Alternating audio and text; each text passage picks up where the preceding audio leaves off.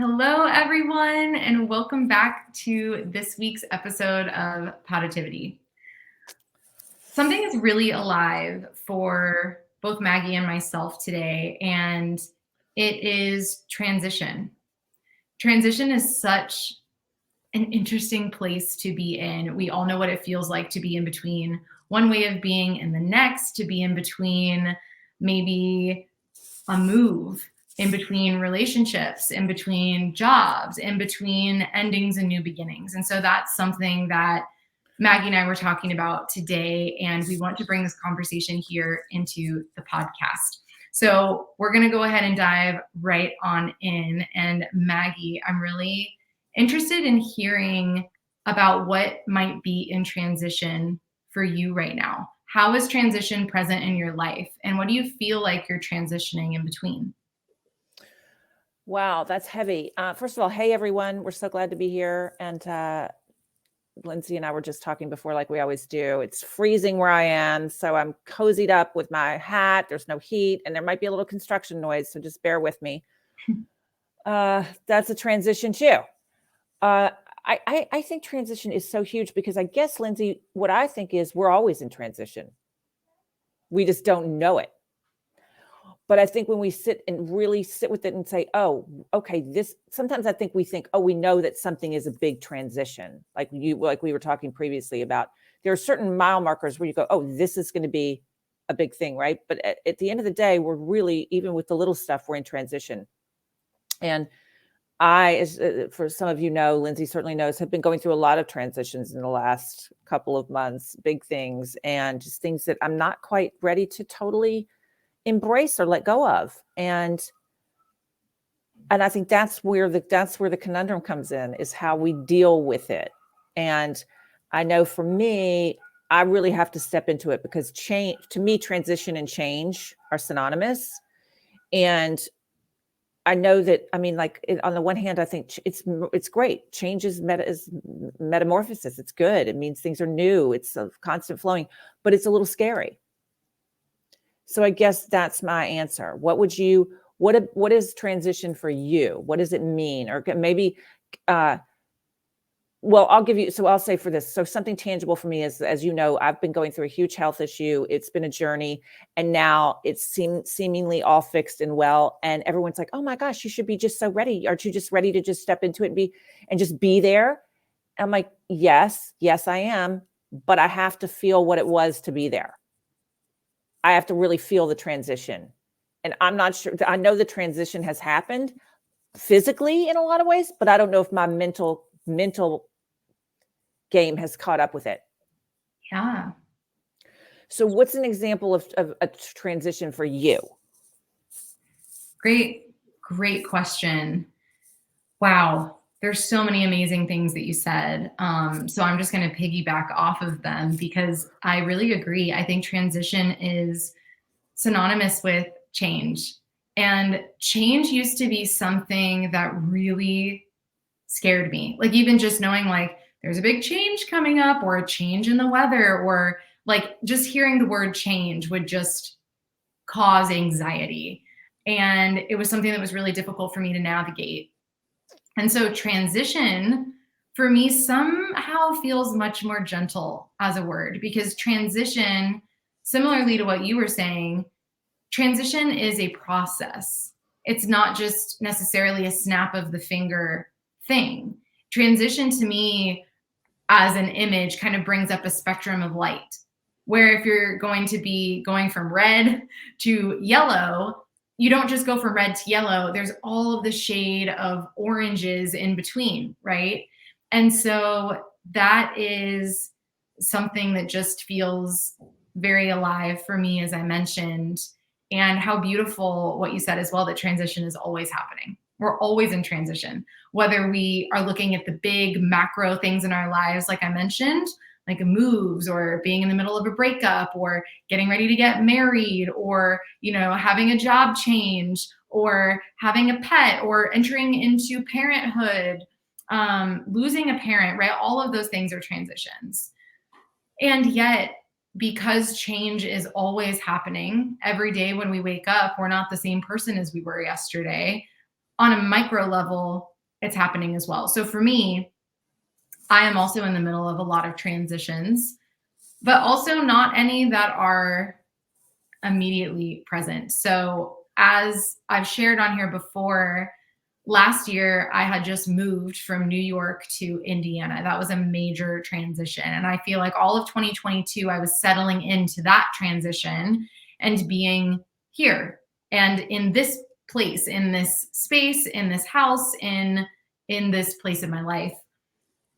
And so now I'm getting ready to go through a transition again. I think 2023 is just a big year. A lot is coming up for me. I am planning on buying a home this year, the first home I've ever owned. That's something I am transitioning into. My relationship is going to be transitioning into the next level of commitment, and that's very exciting. My business is elevating on its own in many ways. And so transitioning into this new form of leadership and this new level of being seen by others is a transition. And so even though there's not like a major event that's happening today, right now, I am feeling that momentum and that energy of what I'm moving towards and also what I'm leaving behind. So those are a few different examples, but I think for me, the main transition that I've been noticing is a very internal one. And one of the main things I've been transitioning out of is playing small and hiding different parts of myself or compartmentalizing different parts of who I am and stepping into me in my fullness. And I'll just give a quick example. I have always been someone that's multi-passionate. And so I am a life coach. I'm a Reiki healer. I'm a tarot reader, but I'm also an actor and I am a teacher and I'm a public speaker and all of these things. And so in the past, I thought all of those things had to be separate. And so I've done those different jobs at all these different times and they always felt separate from one another. But now in my world, they're all coming together as a part of my business, as a part of my brand, but more than business or brand, it's who I am. It is my life. And so instead of introducing myself as one of these things and trying to be defined by one of those things, now I'm just stepping into me being all of those things and all of those parts of me are equally valid. And that's a lot to carry around in a way. That's a big, I don't know, like a big energy field to take up of doing all these things at once. And so dancing in between that and allowing myself to be all of those things and to be so multidimensional feels a little bit new, but it also just feels really right. So I feel like it's mostly an internal shift for me. And it's emotional and exciting and terrifying all at the same time, just like you were saying. But to me, I think one of the things about change that used to bring up anxiety for me is that no matter what transition we're going through, whether it's a very easy and exciting one or a painful and difficult one, again, it's a spectrum. Change is scary because we don't exactly know what we're going to be on the other side. There's no guarantee of where exactly we're going to end up or how exactly things are going to go. And so I'm curious to know for you, Maggie, when you were mentioning change can be a little bit scary, do you think it's the uncertainty for you that makes it scary, or what part of transition feels a little bit shaky to you? Yeah, I think it is. I think it is. It's the not knowing. But then again, we don't know anything. So that's the whole mystery to this whole thing is we think we know, we don't know. You know what? We don't know. We wake up in the morning, we hope for the best. But we don't know. And you just have to kind of put one foot in front of the other and say, I'm going to step forward through whatever this is, embrace it. And I was just reading something, somebody posted something about embrace, how fear is so gripping. And I think it is. I know for me, I won't speak for anybody else. I was a person, I feel like we're all just born so pure and babies are so magical and they don't really have fear. They don't have fear. They kind of trust that they come into this world and they're going to be held and nurtured, and there's that purity, and it's great. That's an awesome thing. I think as we move through life, we lose that And it's really hard. I don't know. For me, it's just, I mean, and I'm a positive person. I'm a glass half full person, but I think I've gotten it for a lot of reasons, and just whatever personally has happened for any of us. And then with the whole situation in the world the past 3 years, I mean, let's be honest, you would have to be just totally remarkably zen not to say that you didn't have any fear. Because, and what's the quote that we love? It's not that we don't have fear, it's just that we don't let fear stop us from doing it. Right. Right. So that's just kind of, for me, what I'm working through. And I mean, and I used to be so, when I was, you know, we've talked about, you were an equestrian, I was an equestrian. I look back at some of the things that I did, and I go, oh my gracious, was that me? Did I do that? Did I have the guts to do that? And I, not only did I have the gut, I didn't think about it. Like, I didn't have this processing of going, oh my gosh, wow, that's super dangerous, I might die. No, I loved what I was doing. Yeah, I strapped myself onto a 1,500-pound animal and jumped over fences that just, I like looking, I said I was looking at some pictures the other day, and Chris was like, that's like, it's not even the same person, you know? So I don't know. I think it's just, but I work on it. I try and work on it and push myself through situations that are, like I said, again, this is not to put myself in dangerous physical situations, because we've talked about that. That's just not my thing. That's not the way I roll. Like, everyone's like, oh, you should face your fear and you should go jump out of a plane. I don't want to do that. I don't. That doesn't make me a bad person. I just right now don't feel like that's where I'm at. Do you know? Like, Yeah. if it works for you, that's great. And that's the therapy you want to do. Super. I'm like, dude, I almost died in August. I'm just getting excited if I can do 3 errands in a day, you know? So, but again, always thinking about stuff and always testing myself. And I think for me, with the emotional stuff, like what I'll always say is, what am I afraid of in this situation? What's going to happen if like you said earlier about playing small, what's going to happen if I stand up for myself? Does that mean I'm going to be abandoned? Does it mean I'm going to be upset? Does it mean I'm going to, you know, and so if so, how will I deal with that? That is such a beautiful question to ask, is what am I really afraid of? Like, almost, and especially with standing up for yourself or taking up more space or leaning into the unknown and whatever, like, what if this happens? What if this happens? What if this happens? It's like, okay, if my mind is going to that place of what ifs, what am I trying to prepare for? What am I hyper vigilant about? What am I the most afraid of? Right. And sometimes what you're the most afraid of is so simple. Like you said, of like, well, I'm afraid that if I share my voice with this loved one, that they'll reject me. Yeah. I'm afraid that I will be misunderstood. I'm afraid that I'll look like a bad person, or for me, I know a fear I used to have all the time was, I'm afraid that people will see me as being selfish. And that was just really hard for me to set boundaries, because I was afraid that people would see me as this selfish, cold, uncaring person, when in reality, I wasn't setting boundaries and it was being unloving towards myself. It was putting me in situations that might have been great for other people, but they were detrimental to me. And so that was something I really had to work to overcome. And I still catch myself having that fear at times as a recovering people pleaser. So I think it is a beautiful question to ask of, what am I really afraid of? And usually whatever the first answer is, there's a layer beneath that, and a layer beneath that, and a layer beneath that. It actually reminds me of something my therapist pointed out to me, and it changed my whole life. I really struggled with feeling anger. I either didn't really ever feel angry, or when I was angry, I was so overwhelmingly angry that I didn't even know what to do with it. And I would never express it. It wouldn't come out in my words. It wouldn't come out in my actions. I would stuff it so deep down that I would just shut down and like need to be alone. And I'd feel horrible. And I had caused stomach issues for me and headaches and all sorts of things. And so when I was working through it with my therapist about 5 years ago, she said something to me, and she said, but what's underneath the anger?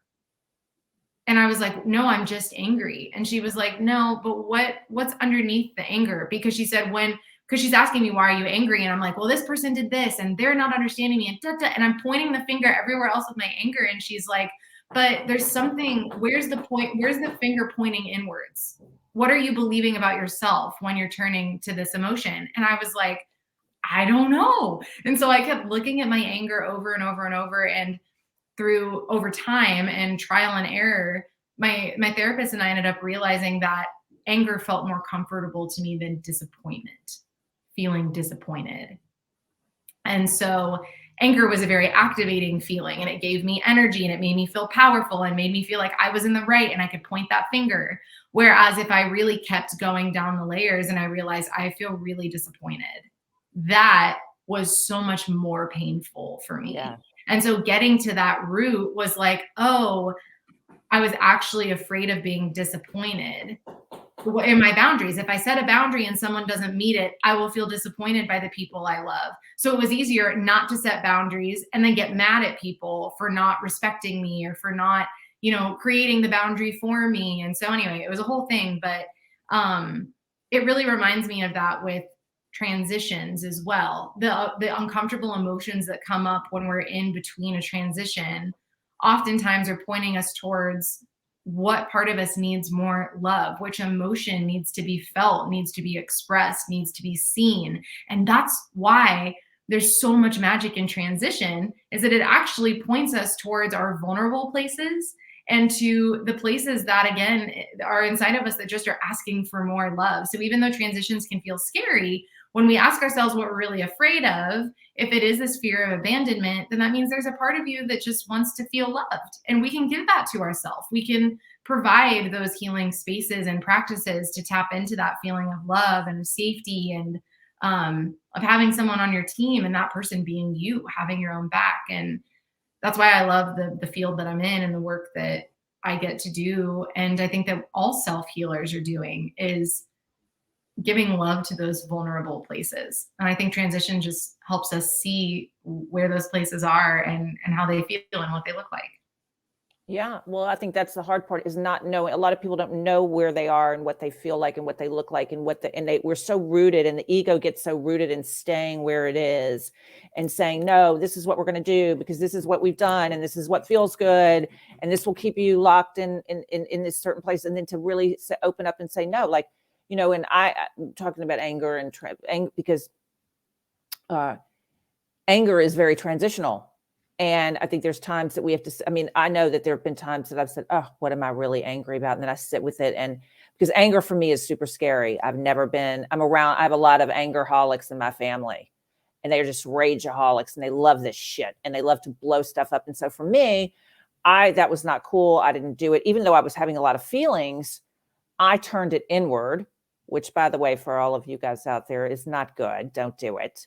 There's a way to handle it and channel. You can do kickboxing, you can do other things, but this anger, you have to understand that we all have it. We all get upset. It doesn't make us a bad person, but it's the way we handle it, channel it, let it move through us, then out of us in a constructive, non-hurtful way, which is really hard. But like I said, I have many people around me that are close to me, family-wise, that just have issues with that, and they haven't channeled it, and they don't. And so then it comes out, and I'm afraid that they're never going to speak to me. And then I think, well, you know what? That's their problem. Now, as we master this and move through it, that's really kind of their problem, Yeah. And that's a transition for me. That's something that has happened. It's been slow and it's been long, but I'm just at a place now where I feel like I'm a very rational, calm, intelligent adult, and I will let anybody talk to me I will listen to your opinion. I will hear you. I may not agree with it, but I will hear you. I will not judge you. And at some point, we will be able to figure things out. Like mature, kind, responsible people. Absolutely. And I think for a lot of us, that takes practice. It's not like one day we magically find it easy to get through every single conversation with an open heart and an open mind. And it won't be perfect. Not every conversation might be like that. We might still slip up and express our anger in ways that we don't mean to, our resentment or our guilt or our sadness or whatever. But I think practicing listening and having the tools to navigate our emotions in a healthy way is incredibly important to our happiness. And it's, I think another beautiful thing about transition is providing that space, providing that energetic portal, if you will, for us to say, okay, am I going to keep doing things the way that my family has done them? Am I going to keep communicating in the same way that my parents communicated to each other, that my siblings did, or my previous partners have, or my teachers communicated, or my peers communicated with me? Am I going to continue on with that? Or am I going to make the choice to communicate differently, to change the pattern, to try something different and try something new? And I think every time we're leaning into transition, we are practicing that skill of just choosing to try something different, choosing to move in a different way or in a different direction. And that can ultimately really serve our growth. And I think that's the other thing about transition and change is that there is no growth without transition.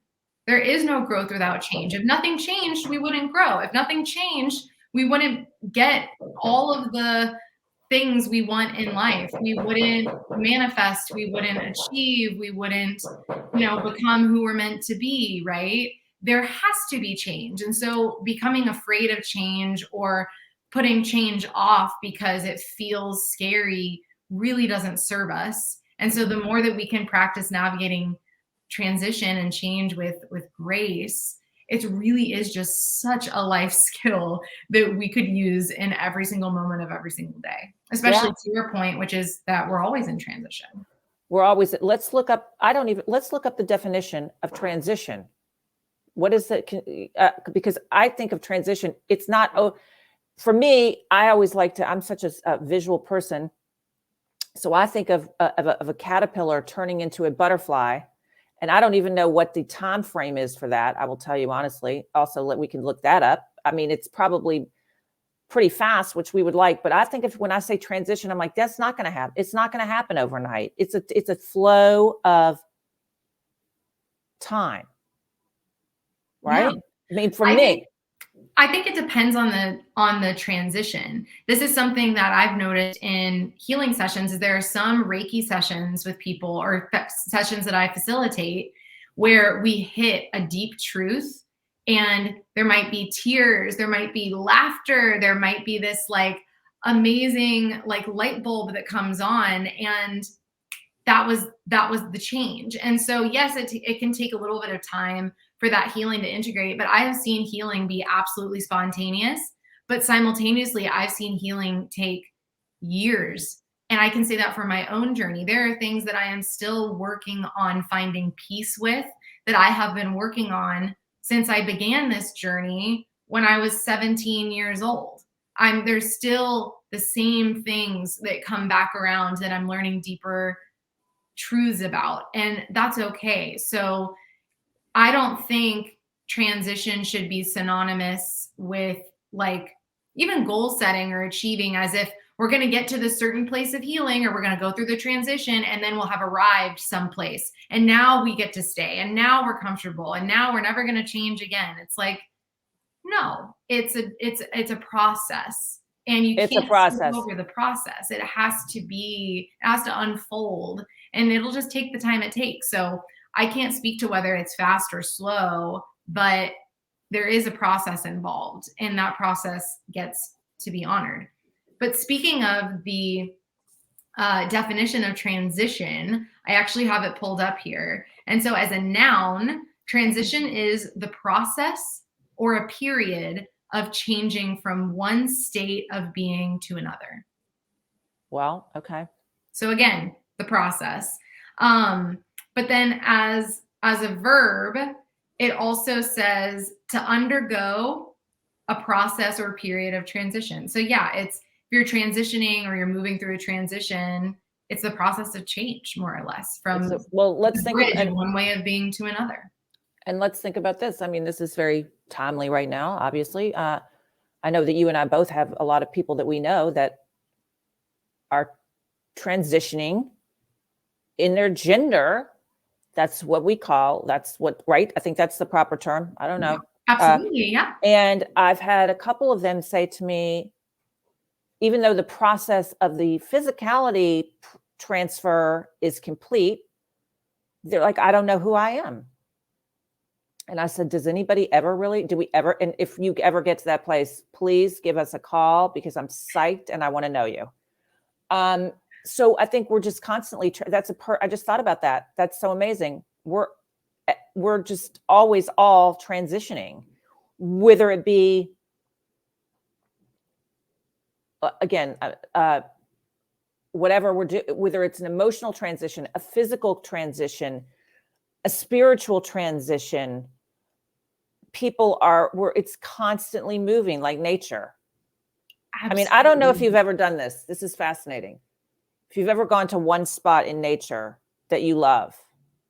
I did this a couple of years ago. It happened to be upstate, and I don't know, it was just a weird thing. And we started at 10 in the morning, but in the same spot, and watched the light change, the water change, the color of the rocks changed because of the way the sun was hitting. And then and it was just like so beautiful what happened in such a short period of time.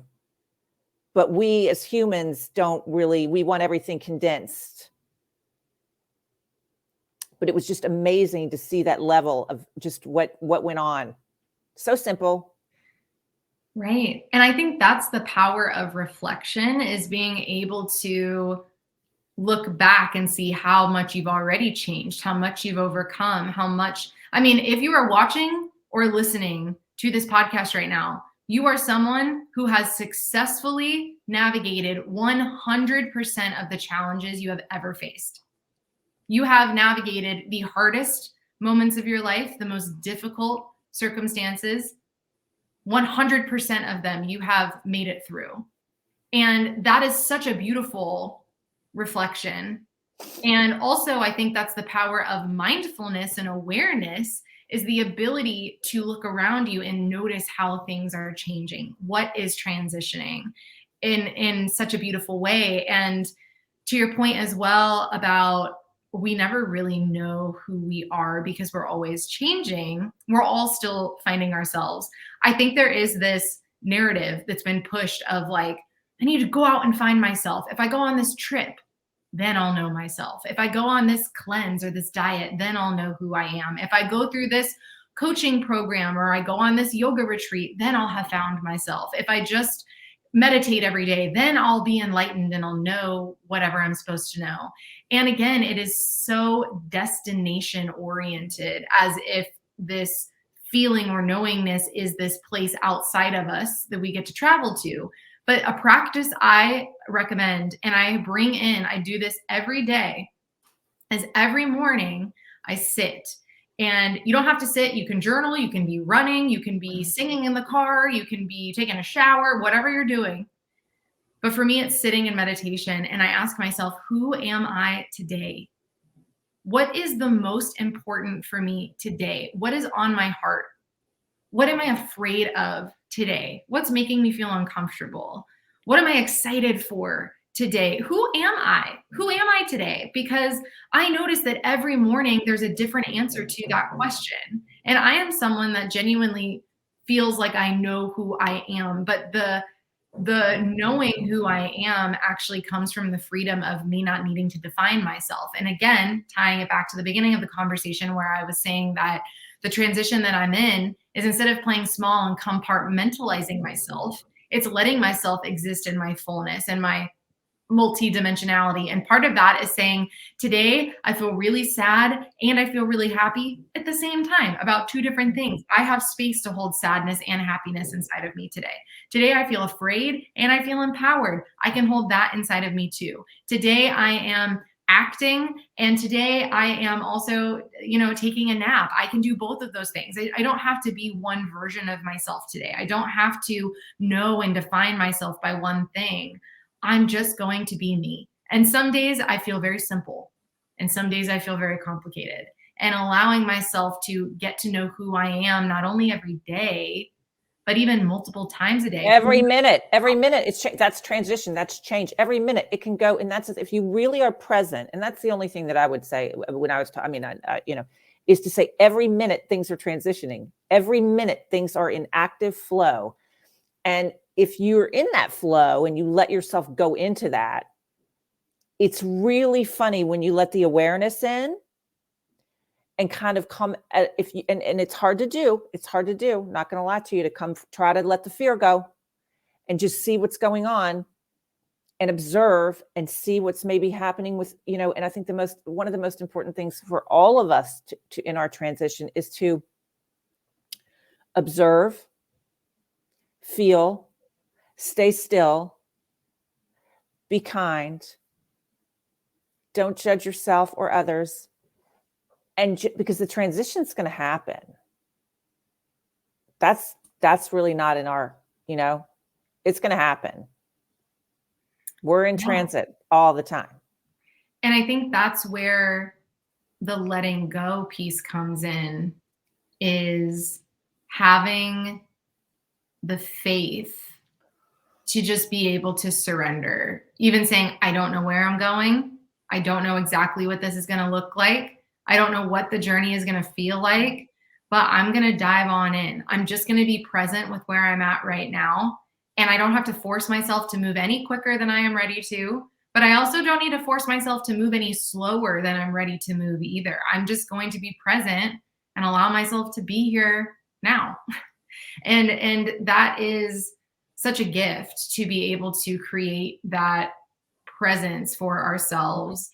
And whether we sit in that for hours or for milliseconds, coming back to that feeling is personally for me so grounding, so comforting, so true. And I think, especially as someone, I don't know if you've, in numerology, we all have a life path number. And in short, my life path number is number 5. The life path number 5 is all about change. So the path of my life, the literal route that I am meant to walk on according to my numerology, says that I am someone who's going to experience great, great changes in my life over and over and over. And one of my missions in life is to become comfortable with change. Can I allow myself to be redefined in major ways continuously? And can I find freedom in that? And that's the last piece I wanted to kind of bring in today, is that really, if we're all in transition all of the time, the only thing that makes us feel confined is when we are fighting the flow of our own transition, right? We're not like jumping in the flow. We're not jumping in the stream of life and saying, okay, life, I trust you, carry me. But we're trying to swim against the current and be like, no, I'm not ready. Don't take me. Like, life, don't take me down your river. And the surrender, though, gives us such peace and such freedom, because it's so much easier than, like, again, with that same analogy, paddling against the current takes so much effort, and we get exhausted and we get tired and we're emotional and we're like, And sometimes when we just lean back and we allow ourselves to float down the river of life and just follow where life is taking us, man, we get to rest. We get to relax. We get to let the divine and our higher selves and whoever else carry us down this river, and know that we're going to get to wherever we're meant to be, whether we effort so much or not. And to me, that surrender piece is the number one thing that helps me in transitions. It's just to remember that there's a kind of a divine sequence to things way beyond the comprehension of my tiny human mind. And if I can just trust that I'm going to end up someplace great, if I can reflect on how many obstacles I've overcome, that, I've made it through 100% of the hardest things in my life, and I'm still in an amazing place now. I've navigated it and I'll continue to do that. Then what really do I have to be afraid of? And I think that's what's helpful for me. But do you have any tools when you're navigating transition that helps you stay grounded? Anything you like to think about, or just kind of an intention that you like to come back to? Yeah, that's a great question. But I just yes, I do. And I think meditation for me is key because it keeps me really focused. And I'm kind of one of these people that the thoughts get going so much. And then I just really have to sit and ground. Mm. And it's hard. But I just had a really radical thought, and you'll appreciate this. For those of you out there, Lyndsey and I are both artists, actors, among a million other talents that she has, and so we're not just one thing. But I've been talking to a lot of actors lately, and one of the questions that has come up is, where are you more comfortable, on film or TV, or on stage? And I just had this epiphany. I'm thinking to myself, I've always said I'm much more comfortable on film or TV because I know I can it's rehearsed, I can prepare, and we can do it over and over and over again, depending on who the director is. And it's really structured. There's no surprises. And on stage, you don't have that luxury. You can do all the preparation, everything, and then there can just be a ton of surprises. So I just was thinking about this, and I find this so funny because the people that I think that said to me that they're much more comfortable on stage are much more comfortable with transition. That is actually so funny because I am one of those people. I love live theater. I'm so much more comfortable on stage. And as you were saying that, I was having my own epiphany because I love the freedom. I love not knowing. I love the pressure too of being in the moment, in that presence where you have to be so present. And if you're not, it will be a train wreck. And I have been there. But there Many can times. be many train wrecks. And Definitely. there will. That's what I'm saying. Like we've had them together. I mean, we've had some. I say they're not train wrecks; they're transition wrecks that you adapt to. But that just dawned on me, and I just find that fascinating. I'm just still sitting here ruminating on it because I find it fascinating. It is fascinating. It's really fascinating actually, because the whole structure piece for me, this is a whole other episode for another time, but I actually think structure is harder and scarier for me because I don't have that freedom to change. It's like I have to pick something and lock myself in, but sometimes that life does require you to pick a lane and commit. And so for me, being able to have it be different every night, and of course, like I follow what I've rehearsed and practiced, and I've made conscious choices along the way with theater that make the live performance easy, is because of all the back rehearsal time and the setting your intentions and practicing and all of that. But there's something about film, just for analogy purposes, that the structure of it and then needing to do it over and over again. Sometimes I get one amazing take and it's like, well, no, let's do it again. And I'm like, what? Like I couldn't do it again if I tried, because that one moment, that was it, you know? So there's some magic in that one take kind of situation. And I love film that's like one take only, or a very long take is very exciting. But yeah, that's really interesting, Maggie. What a cool analogy. Yeah, I'm loving, but it just don't, it just, and like, I'm kind of in between because I can do both. And I love, like I said, I do love, I think the part of me, the young, joyful, pure part of me loves that whole, I mean, I love improv. I love doing that, but I'm just, like I said, when I put it to life, I realized that maybe I've been doing too many takes. Maybe I'm stuck in like on a bad episodic that's going to get canceled. I know what you mean. I know what you mean.